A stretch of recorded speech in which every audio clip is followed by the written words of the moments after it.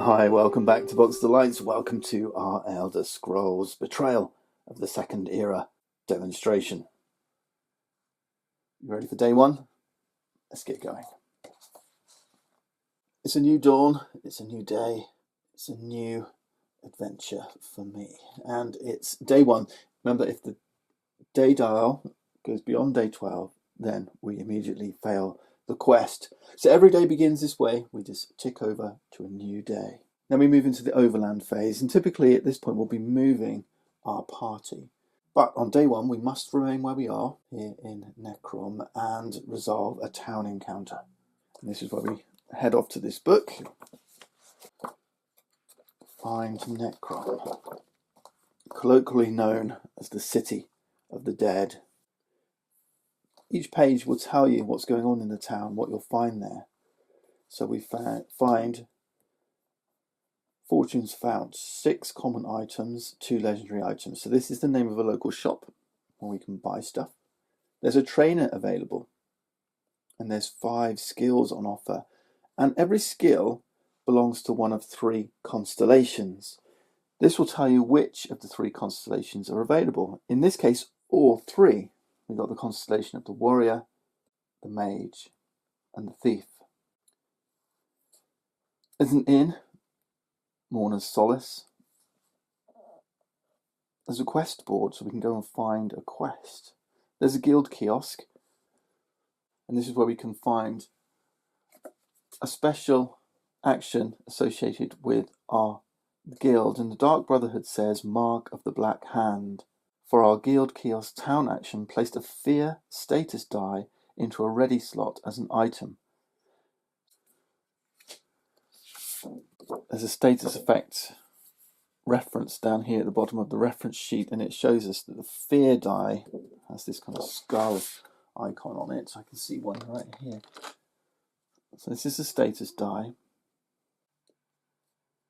And it says, on my turn in battle, I can use this item to apply the fear status to an adjacent enemy. All right. Fear says the effects of this unit's non-combat skills are ignored. So that's pretty cool. So we can go and grab this and use it in battle. Alright, so look out for that. That's a fear status die. So we can go and grab that at the guild kiosk. There's a town square action. And the town square here is actually a steal from the shop. It's a lockpick check, and it helps us steal items. And then you've got an alchemy station. If you go and collect potions out on your adventures, an alchemy station is where you can go and refill empty bottles. The last thing we need to be aware of is that there's a town effect here, a persistent effect. And it says bonding ritual. Right, so at the City of the Dead here, there's this special ritual practice that we can take. At the start of the encounter, the party gains the following persistent effect. For the rest of the session, after a full party defeat, the party may be placed in Necrom instead of in the closest town. Doing so revives each adventurer to full health points. So this is good to know. Defeat in this game for us means not final defeat. We'll go back to Necrom and revive our health. Typically, when we suffer defeat, we would get sent to the nearest town, and then we'd perform a normal rest step. Remember, I said in the introduction that how much health you recover, how much fatigue you recover is dependent on the difficulty of the game you're playing. We're playing Apprentice, so typically we'd recover 2 health points. So what this is saying is that we actually, instead of going to the nearest town, we can go back to Necrom and revive to full HP.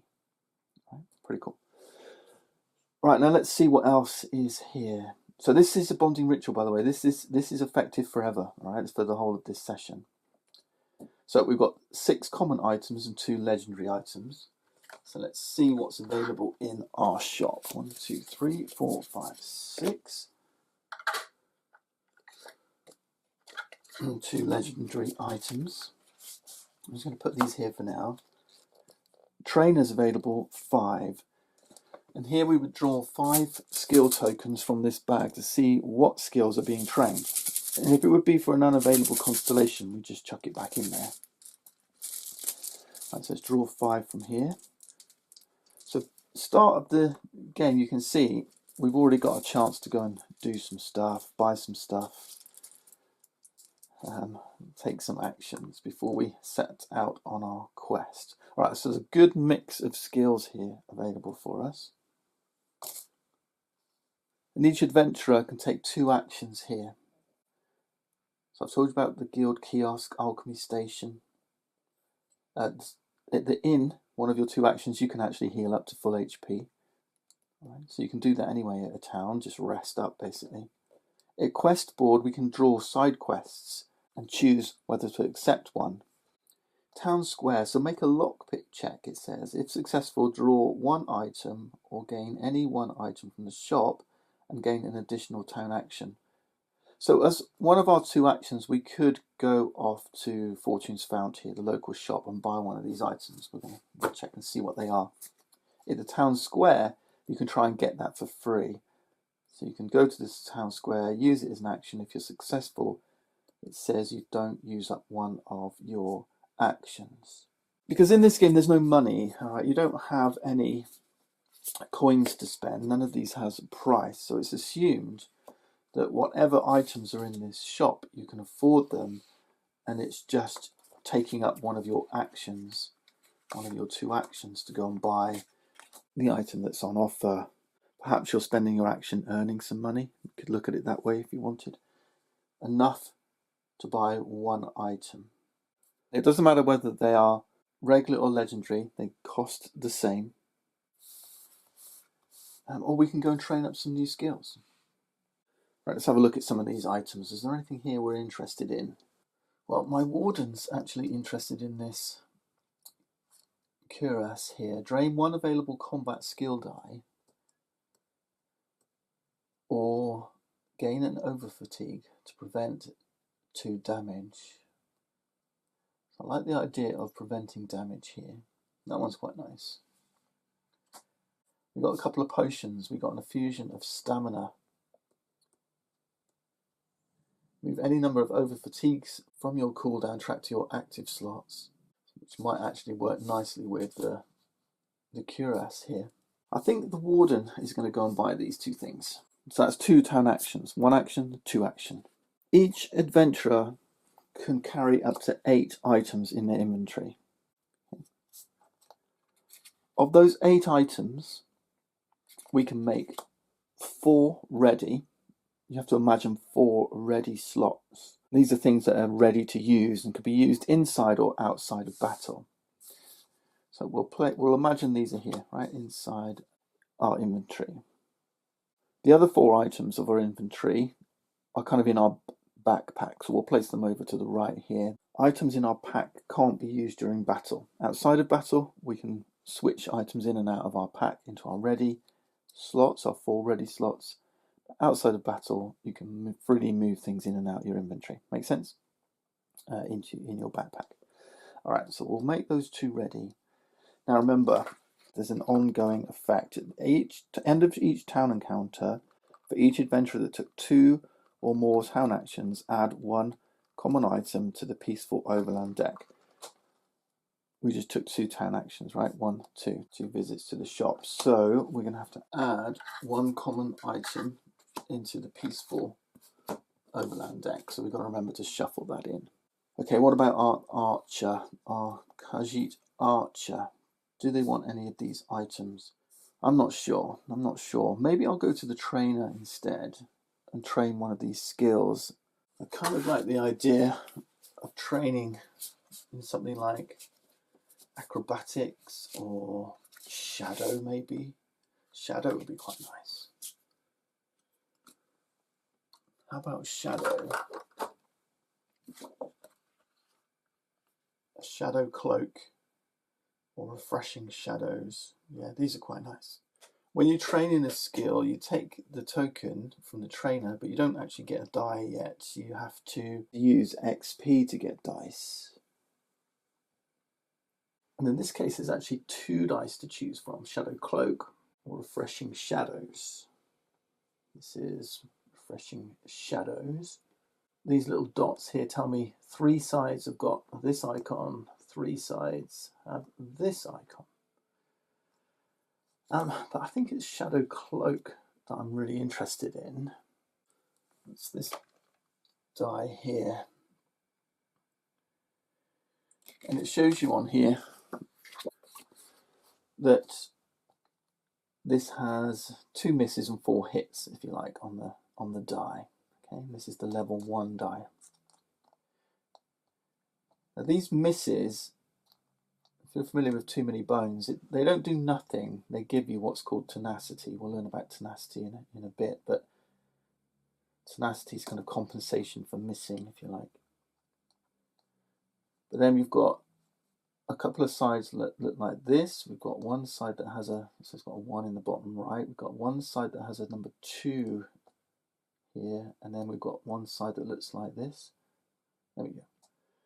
And then this reference sheet, it tells you what each of those sides does.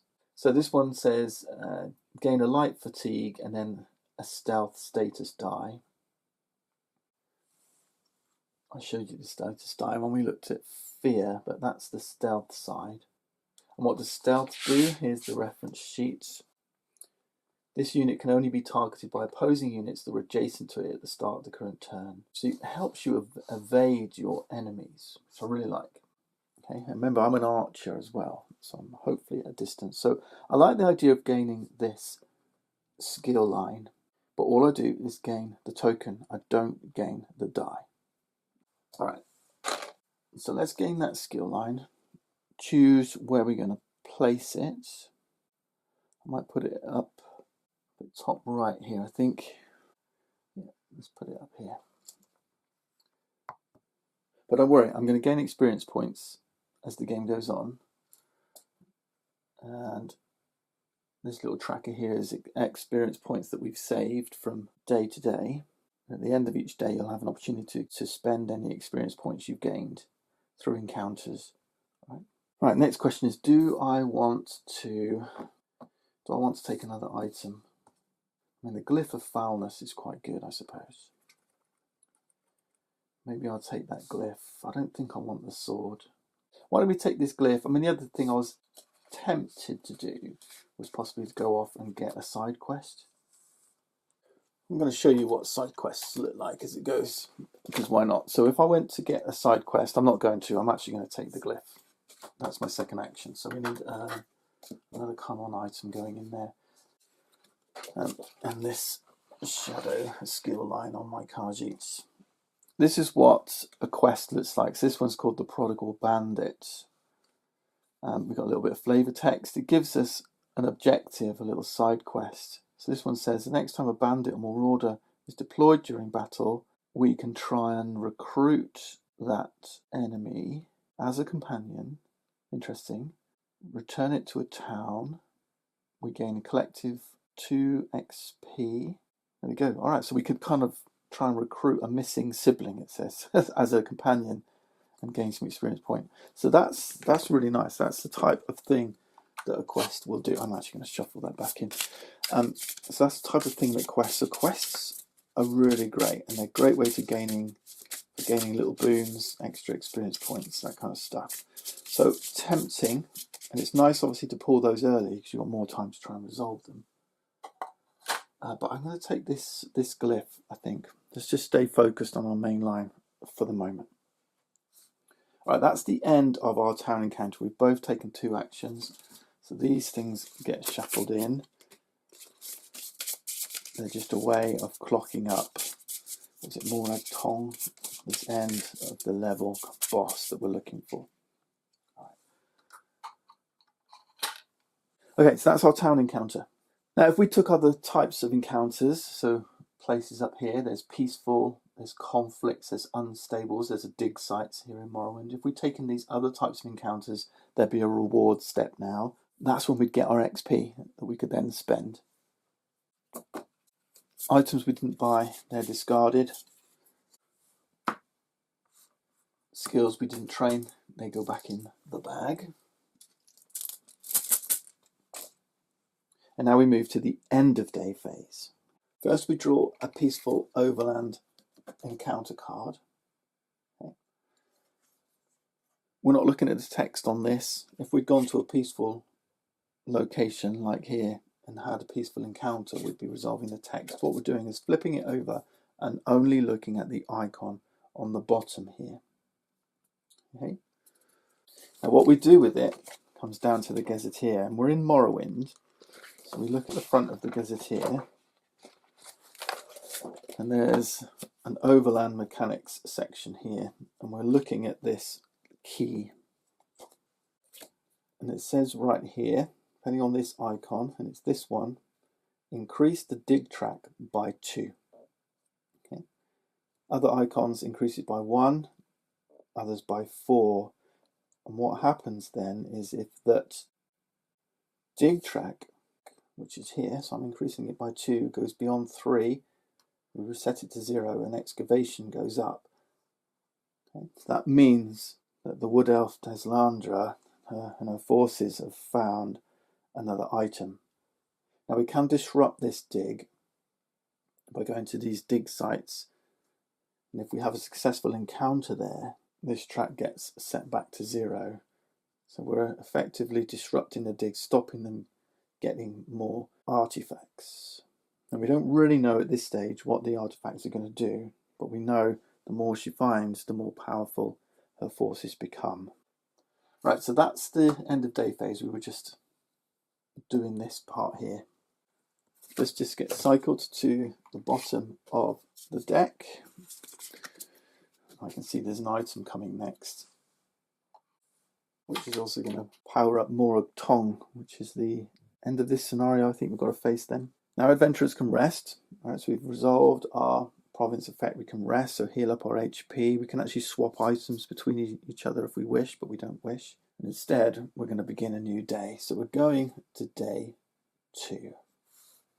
And this time, we're not going to skip this. We don't have to stay in Necrom. We can actually do the regular overland phase.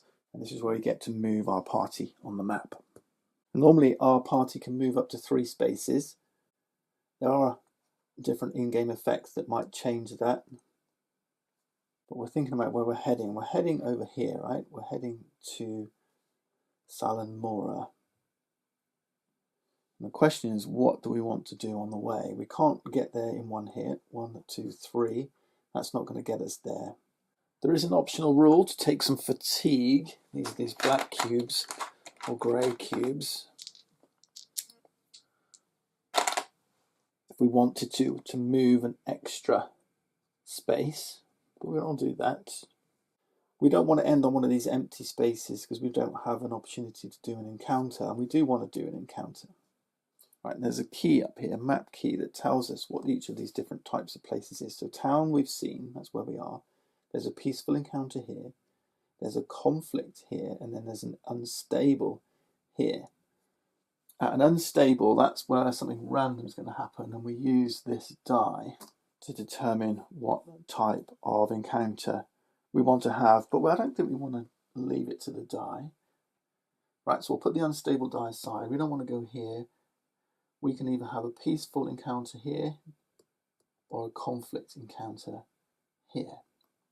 Well, I think we should have a conflict encounter and see what kind of event is going to happen. So I think we're going to move down here, and then we've got 1, 2, 3. We've got enough movement on the next day to get over to Salamora. Remember, the quest told us that we really want to try and complete this by day 3, and we're on day 2. So yeah, that would do it on day 3. I don't want a peaceful encounter because right now there's an item card on top of the Peaceful Overland deck, so that would get drawn and go in the Morag Tong presence stack, make Morag Tong a little stronger. But I guess it's a little academic because I'm going to draw that item anyway, but I can't see, I don't have a clue as to what kind of peaceful event might be lurking there.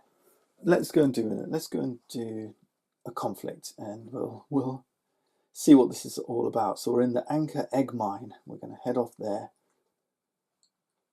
and test our companions for the first time.